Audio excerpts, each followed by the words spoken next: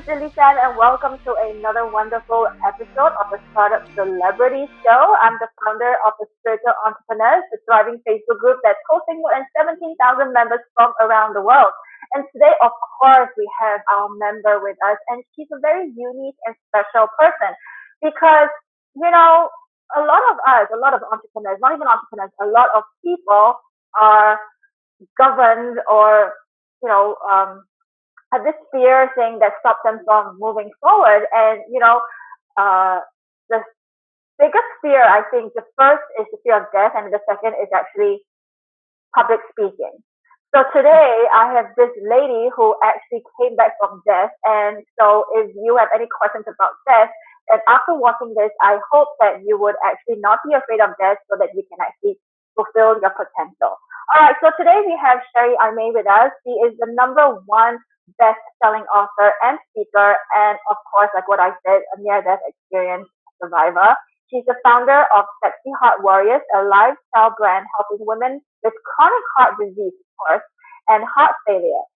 And the founder of Live Big, Be Happy, a free community on Facebook.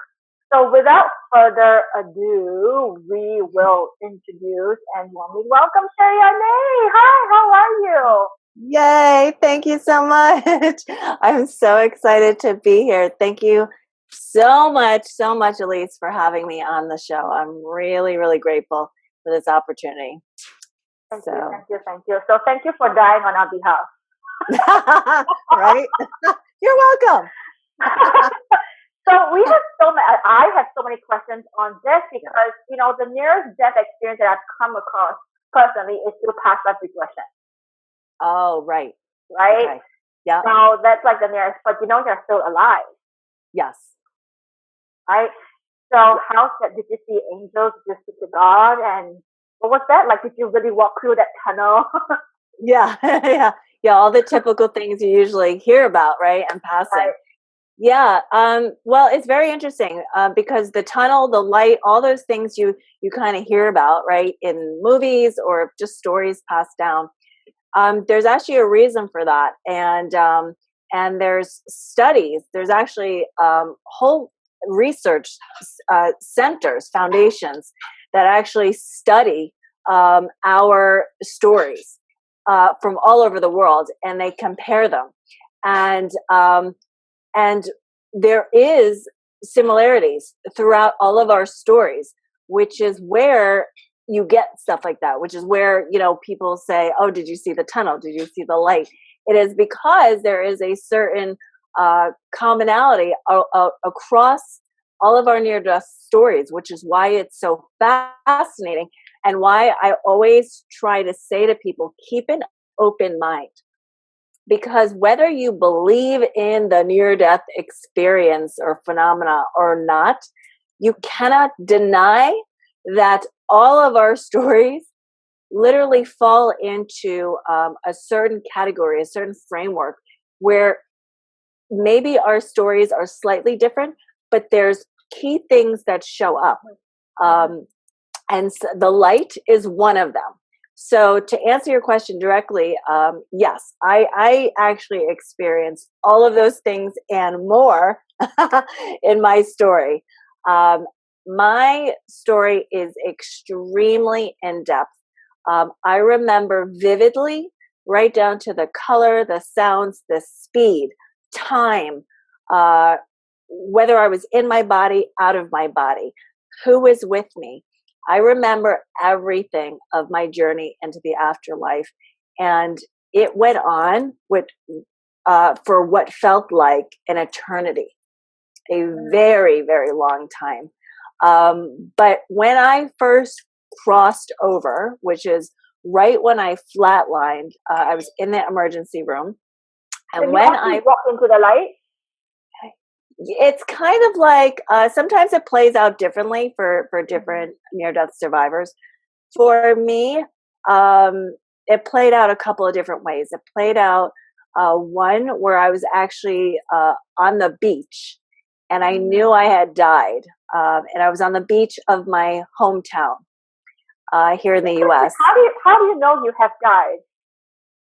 You just know. It is so bizarre. I know.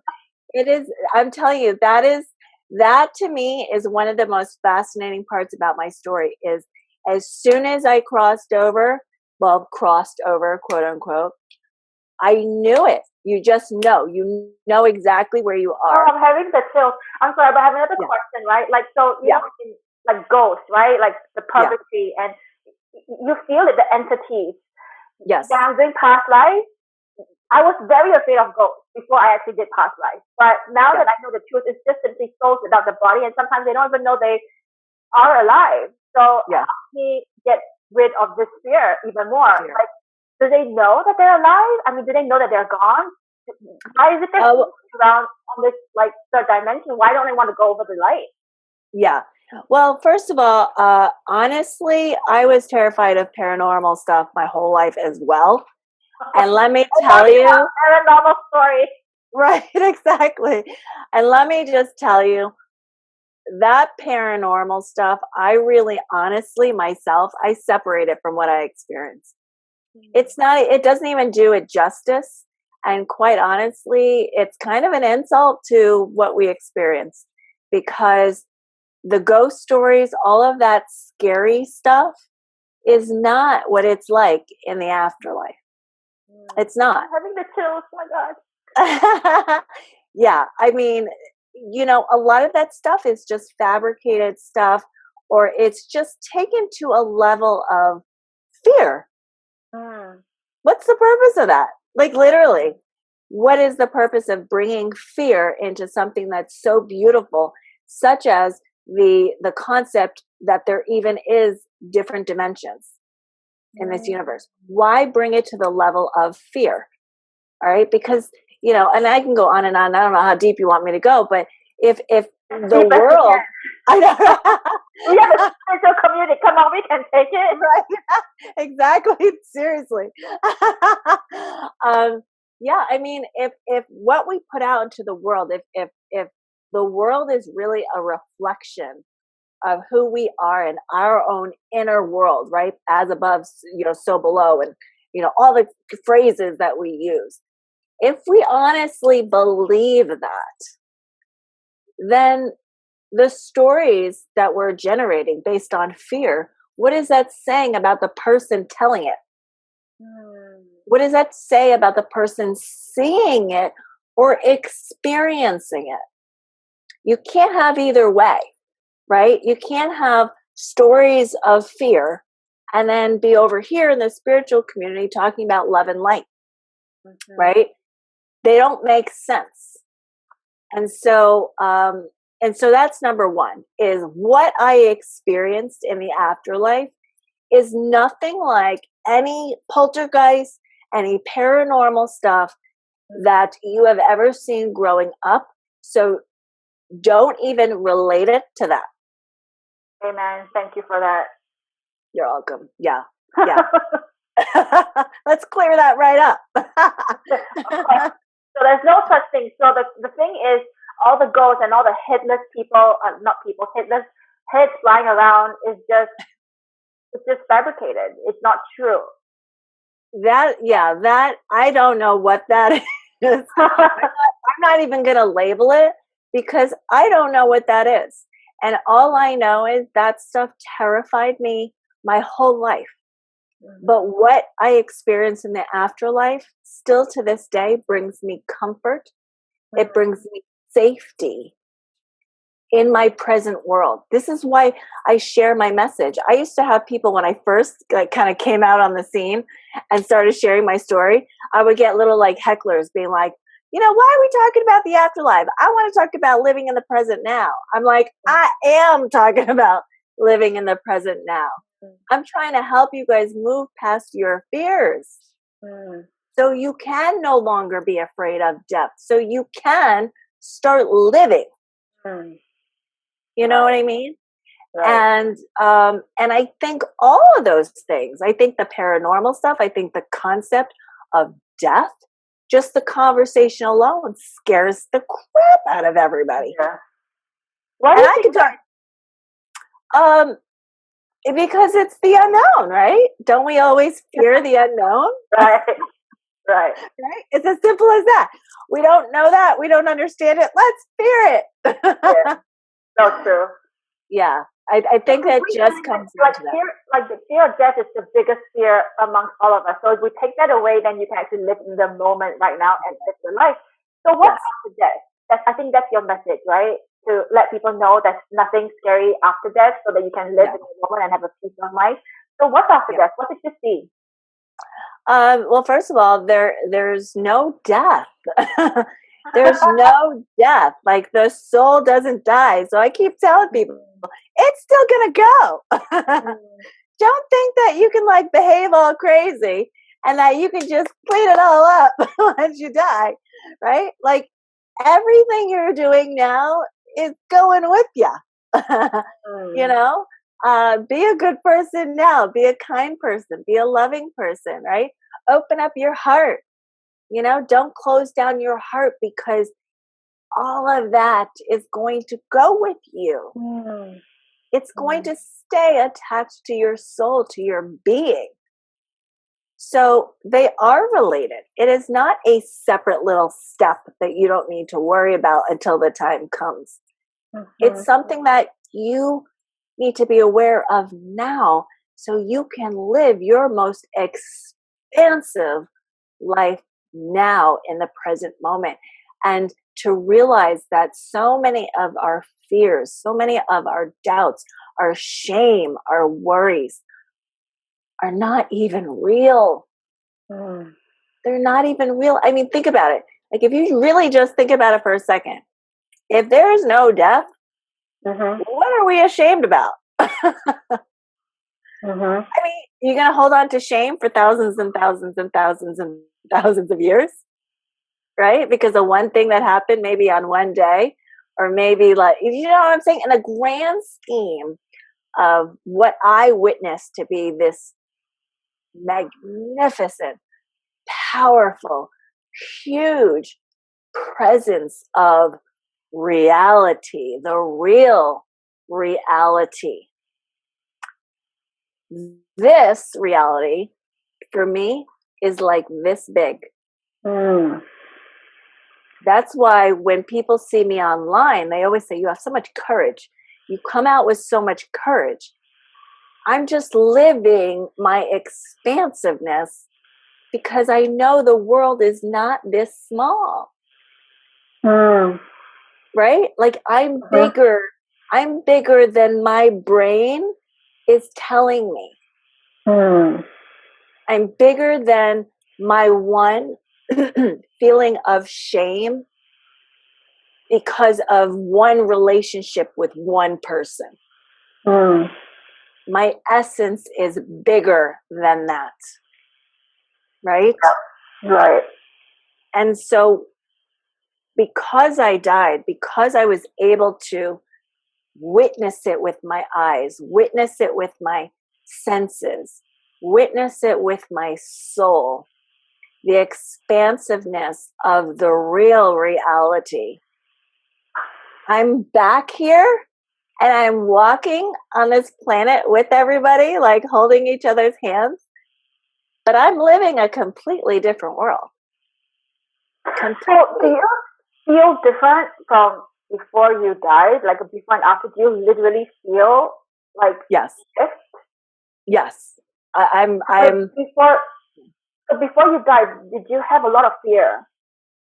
Yes, I had a lot of fear. I had a lot of anxieties. I hung on to resentments for years. Oh my God, years. A lot of people pleasing, a lot of disappointment, right? Because I was such a people pleaser and people would always be letting me down.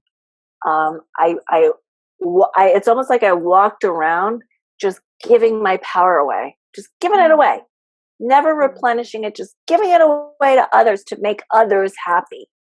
Because I wanted everybody around me to be, if everybody was happy, then I was safe. Interesting. Right? It's interesting you said that if everybody is happy, then I'm safe. Usually, if everybody is happy, then I feel happy. Yes. Right. So Yes. how come you have this feeling of if everybody's happy, then you are safe? What's that got to do with happiness? Because I think people get confused over what happiness really means, which is why the name of my Facebook group is Live Big and Be Happy. Mm-hmm. Because there's a misconception that happiness means once I get this, then I'll be happy. Mm-hmm. Once I achieve this, then I'll be happy. And it's always this search for something outside of yourself, and then you'll be happy. And what that's really saying, you just don't know it, right?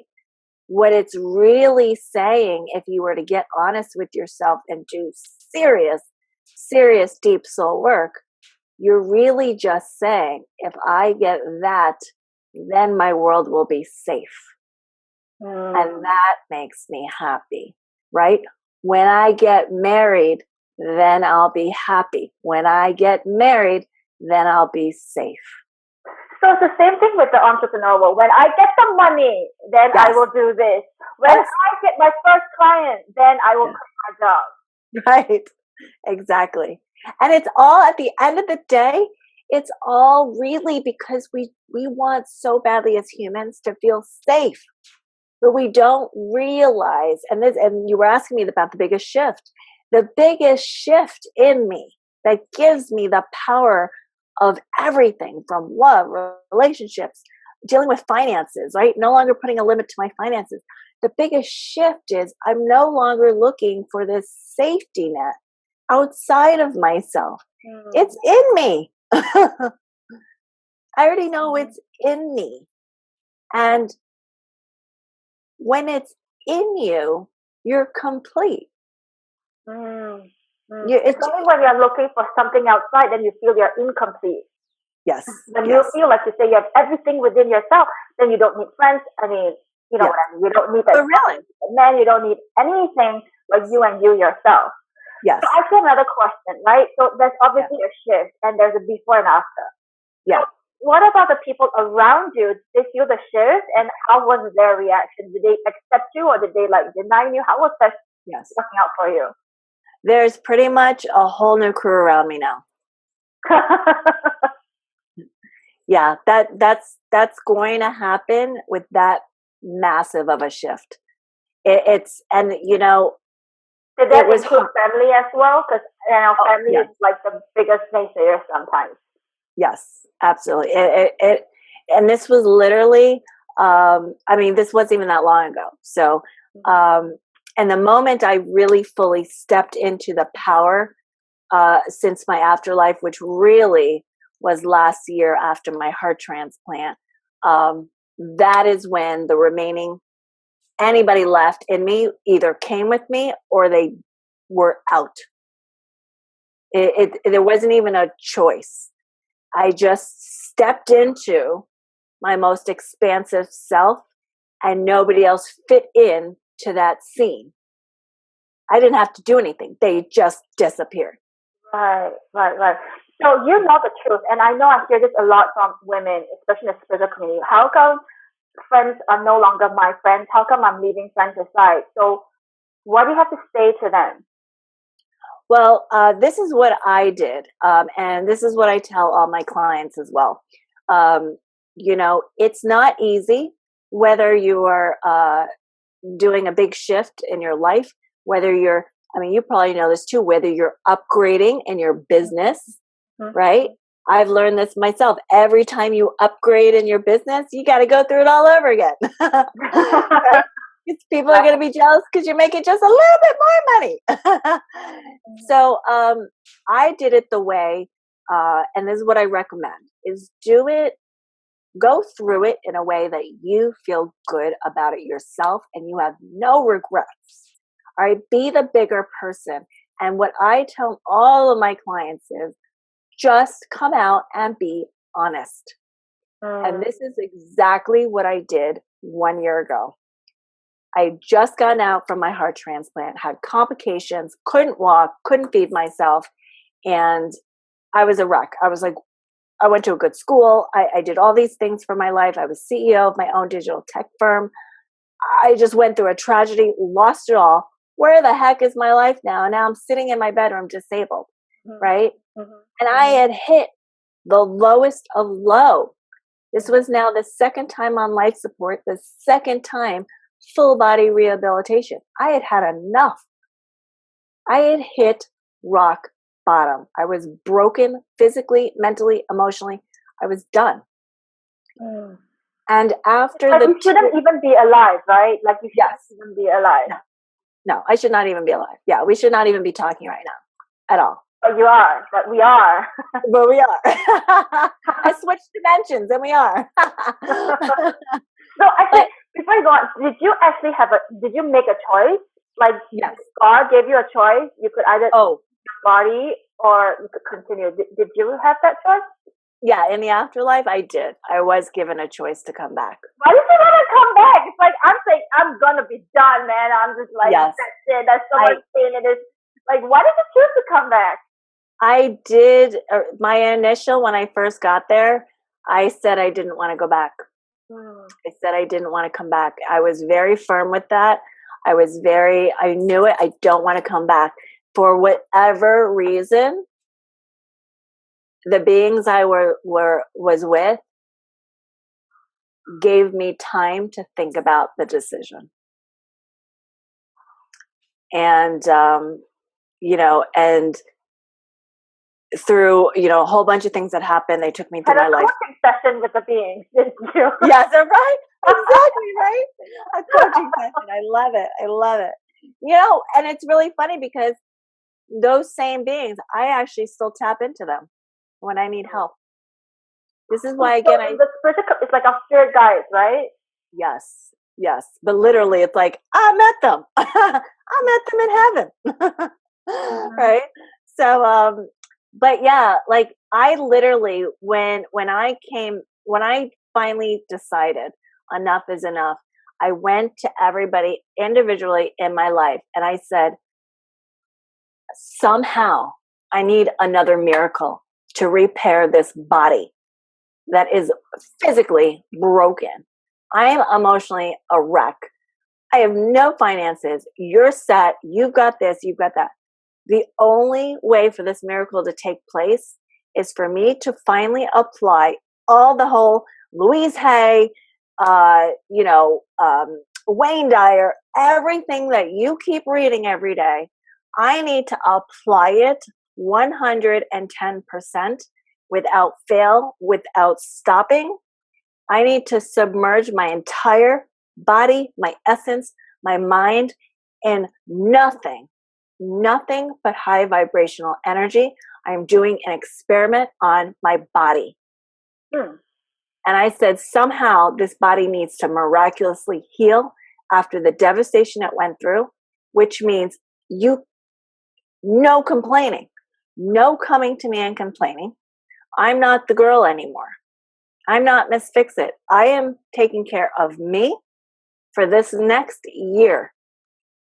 And I'm going to do whatever I can do to create one more miracle for my life. One more miracle. Is that why you decided to come back to just experience this experiment? Yes, that was part of the agreement to come back. I said I would not come back unless I came back doing it right this time.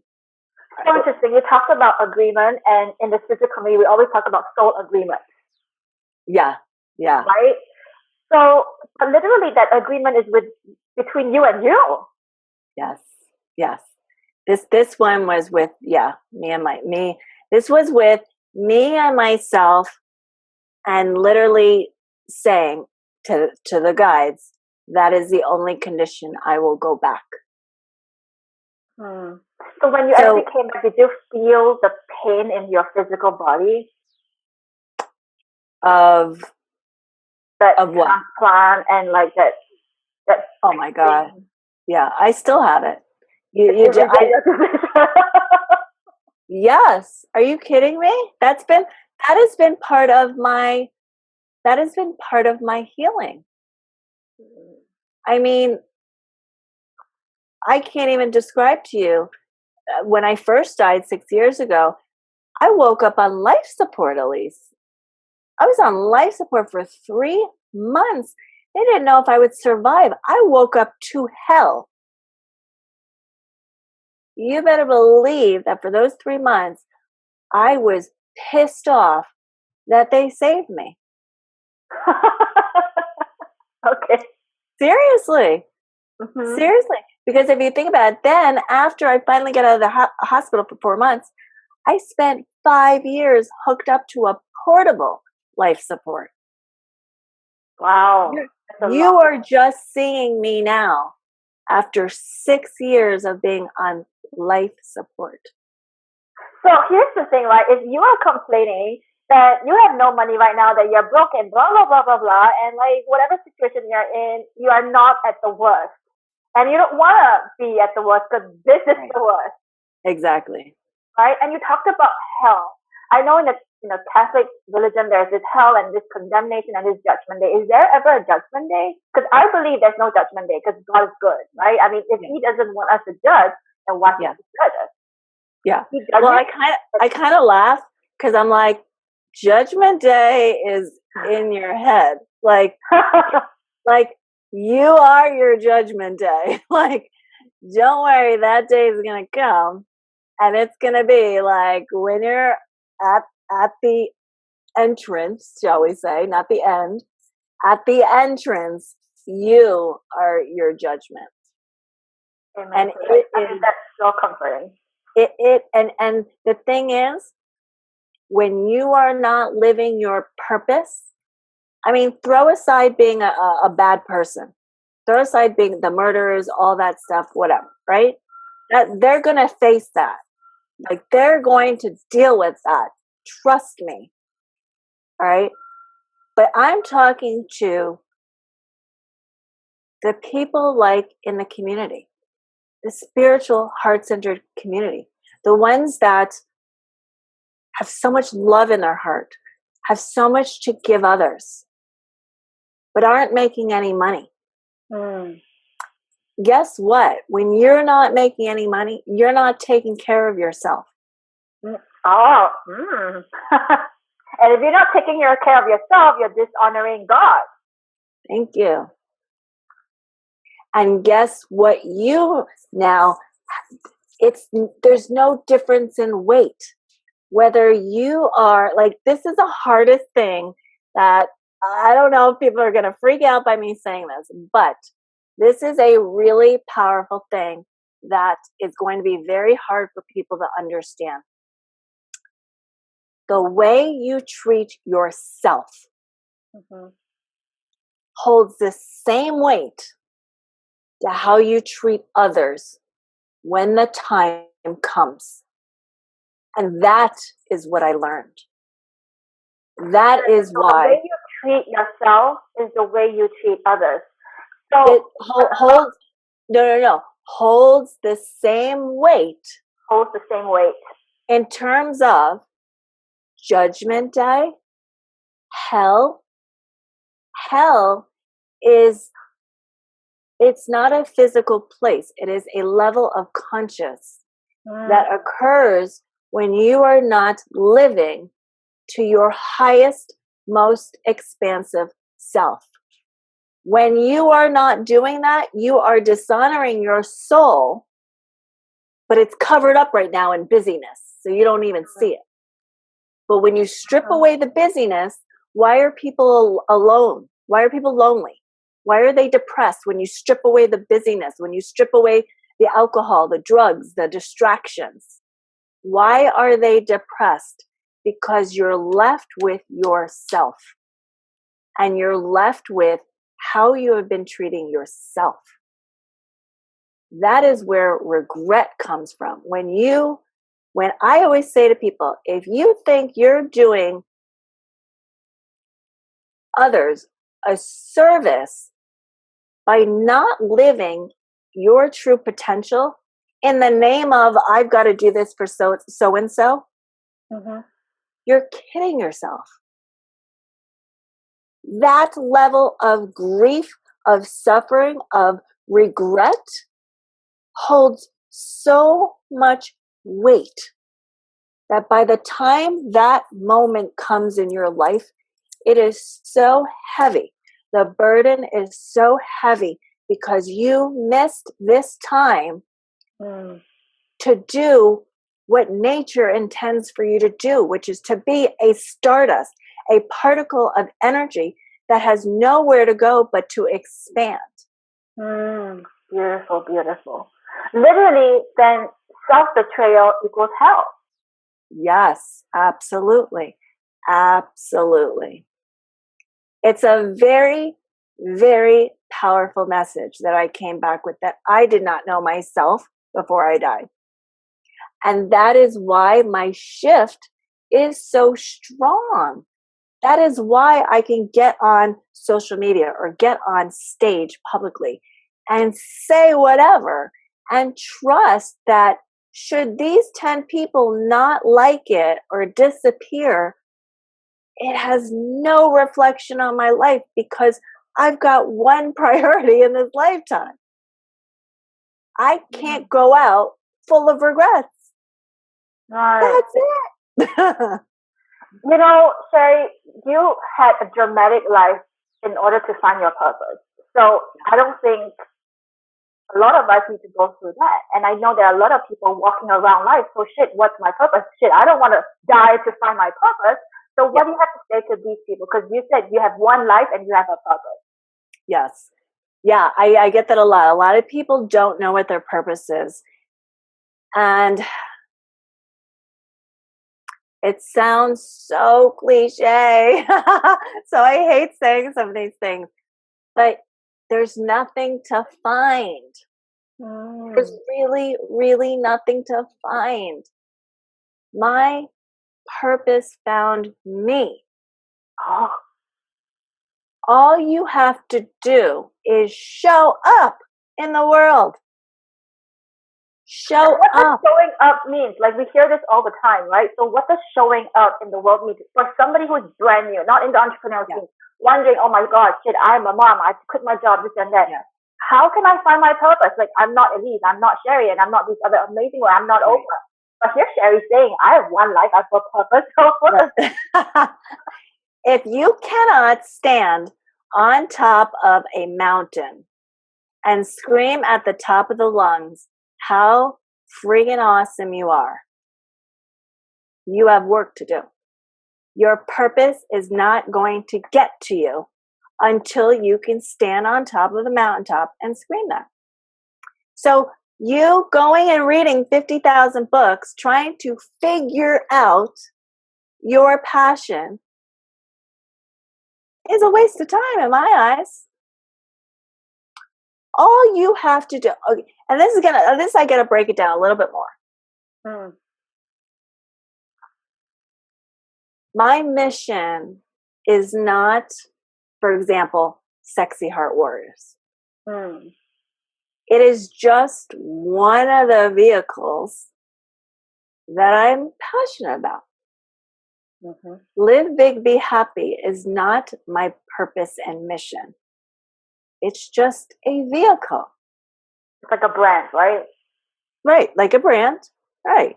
It's just a vehicle to embody me. So my one responsibility in life, every day, if I get locked into confusion, if I get locked into 3D reality, if I get confused, if I get in an argument with somebody, blah, blah, blah, I come back to my center and I remind myself, Cherie, all you have to do is smile. All you have to do is love. All you have to do is show up like this. And guess what? Do you know how many people thank me just for going? It's the start. You have to start by getting comfortable in your skin. It's not about buying the next book that's going to help you find your passion. And this is why I say this, is because it's not going to last. It's the same thing, right? Sorry, you said about it's not about So I'm going to go back into entrepreneurs because we are like always busy buying the next product, buying the next system, and buying the next thing and doing the next thing. So it goes back to what you said. It's not about buying the next book. So it's not about buying the next system, buying the next whatever. Yes. Right? It's all within you. Yes. And I've had to, as an entrepreneur myself, I've had to stop I'm still human, right? I died. I have all this wisdom. I was going to say, it's interesting. Like, since you came back, you still have the spirit, but you have to still remind yourself to go back to center. Yes. And I still have the same fears. I can just get over them usually like that. Right? There's very few, there's still little things that are still tough for me. Like, it's still tough for me to be in 3D reality, to be honest. All right. But nobody else can really relate to that, very much. But that's like where my challenges are. But, I do still get your normal human fears. I just can, it's like instantly I can go back, center, reconnect with the guides. Boom, I'm back in the afterlife. I'm safe again. Boom, ready to go. So it's just something that happens inside my body at a very fast rate, and I'm good to go again the next day. Mm-hmm. But I still get those. So I still know what it feels like to have another system being put in my face.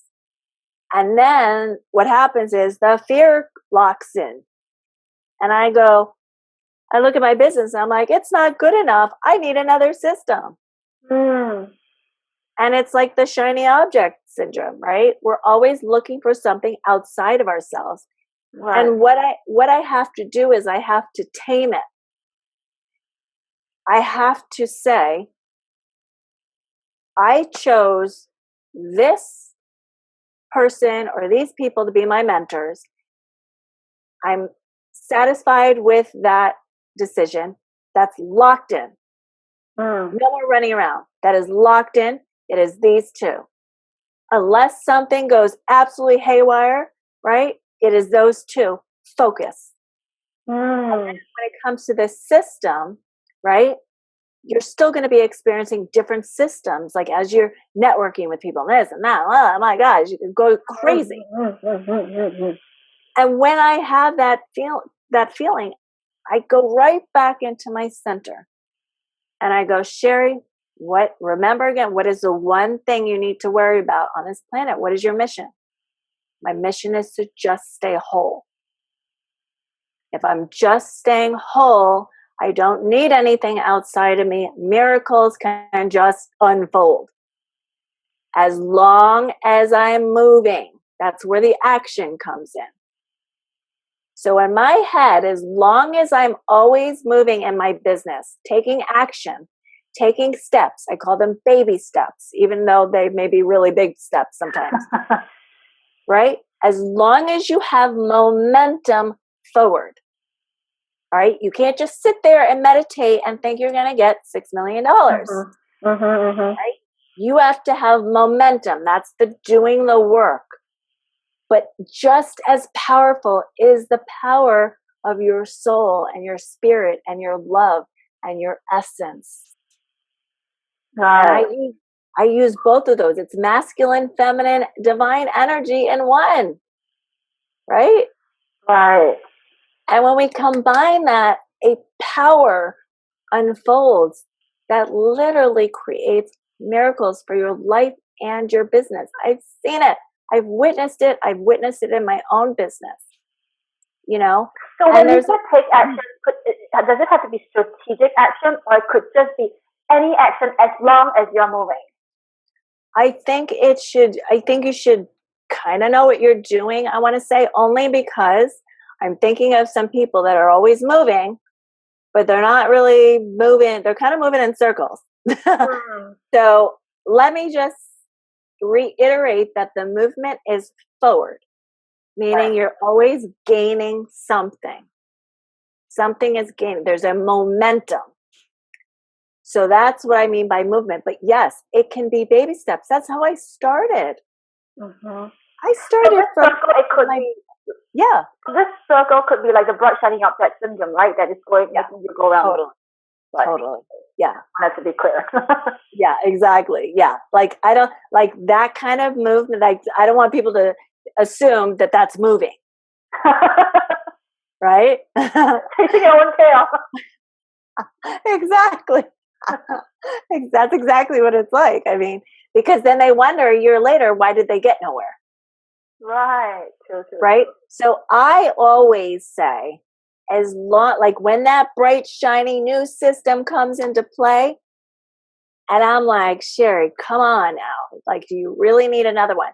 Let's just keep going on the track we're doing and give it more power, and see if maybe if we change the speed or the power or the grace, right? The manifesting, maybe if we shift something a little different, we'll see a little bit more of the result we're looking to get, as opposed to going after a new system, starting all over again, right? So it is, and for somebody like me that's a creative, right? A lot of us spiritual entrepreneurs, we're creatives. Mm-hmm. So our brains are all over the place. Yeah. Right. Right? And I'm queen of that. I mean, it's crazy. I'm queen of that. But, I think that's where, as a creative spiritual entrepreneur, wanting to play in the business realm, we need to be able to embrace the masculine and the feminine side, and we need to learn to be able to dance with the two of them in a way that works for our unique blueprint. And it's an art, and part of the art, just like an artist, if you're an artist and you're beating yourself up every 2 seconds because your painting doesn't look right, it's not perfect, you're not going to have that much fun being an artist. And I kind of look at the type of business I run that is really bringing this new level of masculine, feminine energy and literally propelling myself in the midst of a very male-dominated industry. It does require an art to it.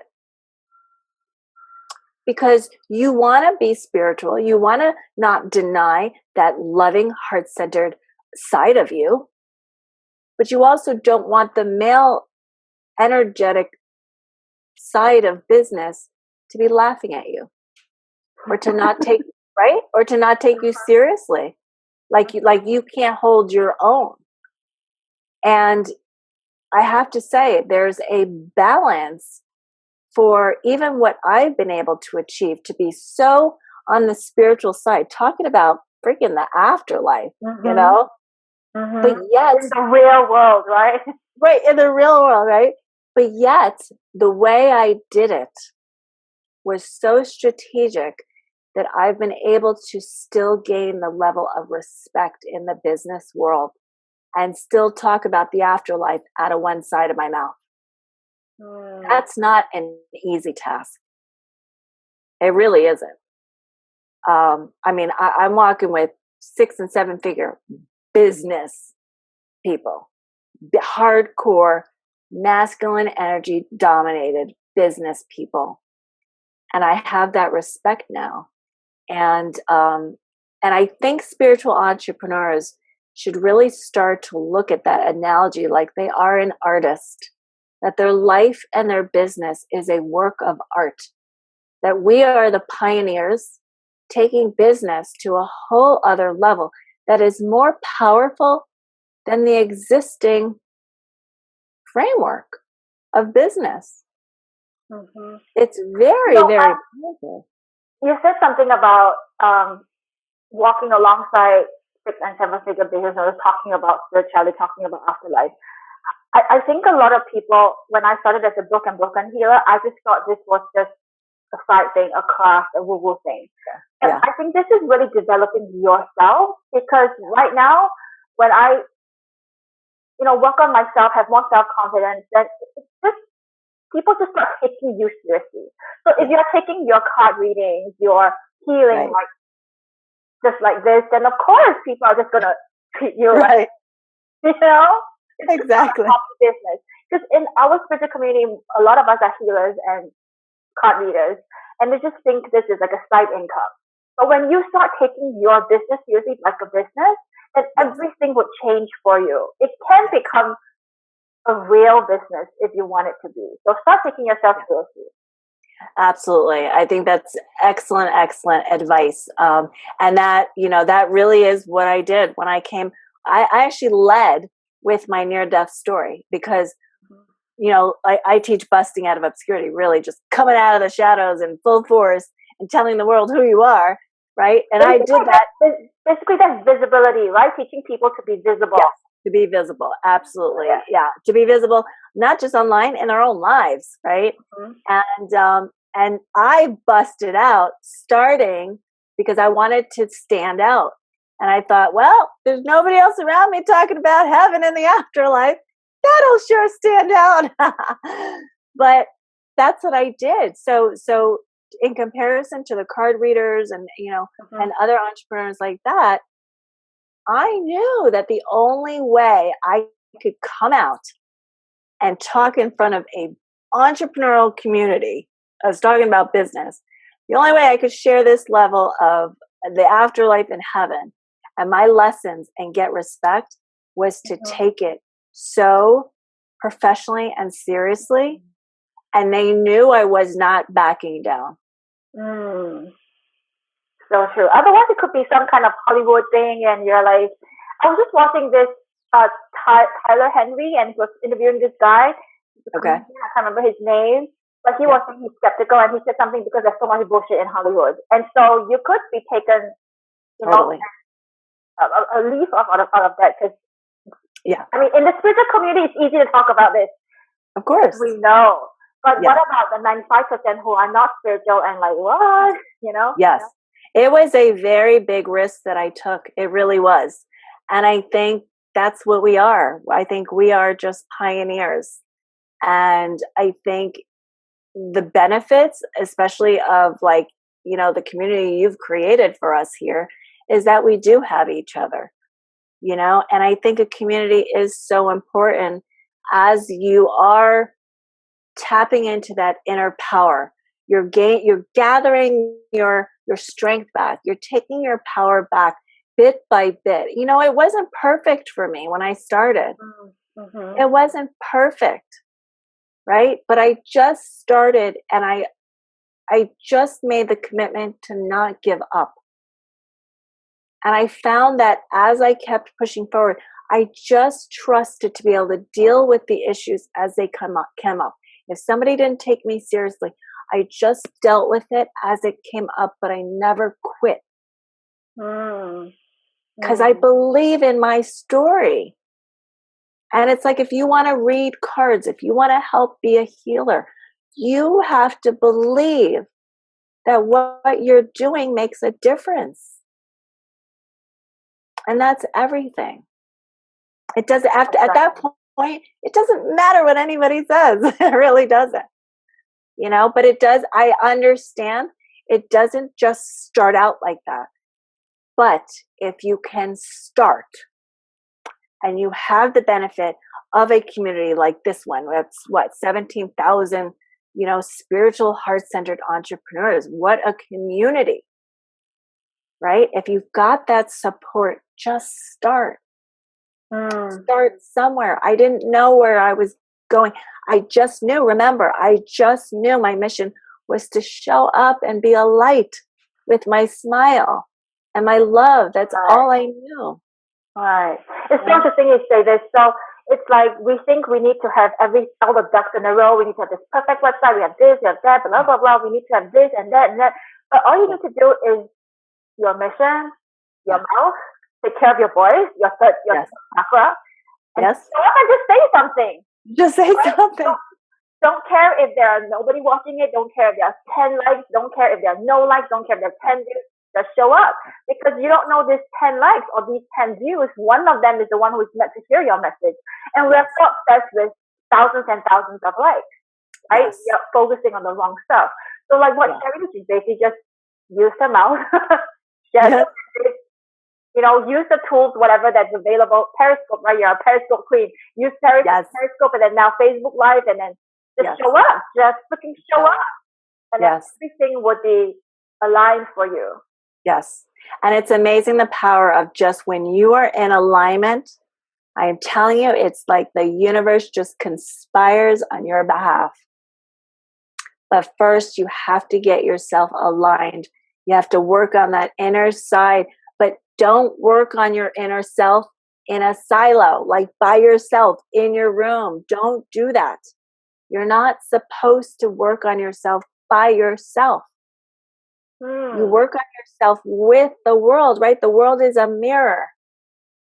So we have to put ourselves in the uncomfortable world to have it reflect back exactly. Okay, I know I need to work on that now. Okay, this person's reflecting that to me. I need to work on that now. It is scary. It takes a strong spirit to do that, but we are in the spiritual community. And I know we have that we are the strong ones.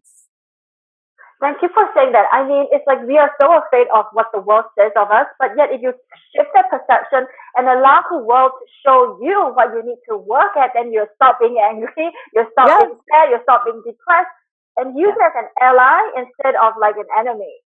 Because the world is showing you, teaching you. And that's such a great shift in perspective, right? Like we're all thinking, oh, the world's out to get me, da, da, da, da. But instead of thinking the world's out to get you, think about how the world is trying to show you what you need to work on yourself, and then you give it back to the world, and that's how we change the world. Yes, isn't it? It's so powerful. I just got goosebumps when you said it. I just got goosebumps. I mean, really, like, there's so much power in that, Elise. There's so much power. And the scariest part, I promise to everybody that's listening, the scariest part is just starting. That's it. That is the scariest part. And once you get through starting, you just roll with it. Yeah, right. I so agree. It's that thing that you tell yourself that prevents you from starting. Like, I can't do this, I can't do this, I can't do this. Blah, blah, blah, blah. But once you get rolling, then you kind of have like this invisible force that just, just lead you. And yes, it will hit the fan. Yes, for sure. But this force would just show you, okay, what needs to be done. And you will not be the same person as you just started, even yesterday. That's becoming a better version of yourself, so to speak. Yes, totally. Absolutely. And it's such a, beautiful process. It really is. And to be able to look back at yourself, a week ago, a month ago, 3 months ago, and to feel that pride in yourself for your courage and your strength. Nobody has to say anything to you. You yourself. One day. Right, exactly, right? It comes down to that. All you're answering to is yourself. There's whole life. It's just you and you. Oneness. Exactly. That's what you said. You and you. That's oneness. Just oneness. No one else. It's just you and you. Beautiful, beautiful. So thank you so much, Cherie, for your time. Where can we find your afterlife work?